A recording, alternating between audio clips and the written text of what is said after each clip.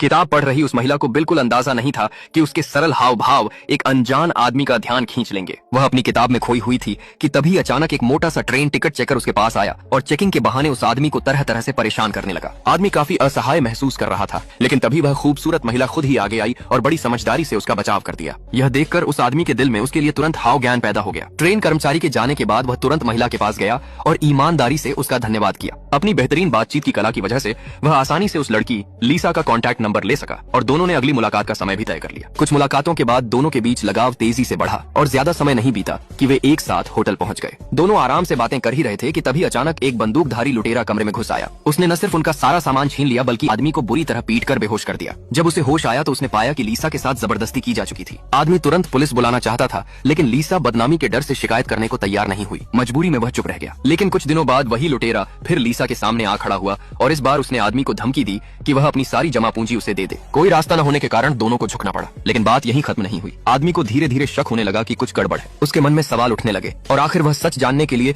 लीसा का सामना करने उसके ऑफिस पहुंचा। लेकिन वहां पहुंचकर बिक्री काउंटर पर खड़ी कर्मचारी ने बताया कि यहाँ लीसा नाम की कोई भी कर्मचारी है ही नहीं। उसी क्षण आदमी सब समझ गया। असल में वह शुरू से ही इन लोगों के जाल में फंसा हुआ था और वही था जिसे शिकार बनाया जा रहा था। क्रोध से भरकर उसने फैसला किया कि वह खुद ही इसका अंत करेगा। वह पूरी रात छिपकर इन लोगों की गतिविधियों पर नजर रखता रहा और जब उन्हें दोबारा वार करने का मौका बनते देखा तो उसने बिना झिझक हमला कर दिया। उसने उन सभी को एक एक करके खत्म कर दिया और उन्हें उनकी हर हरकत की भयानक सजा दी।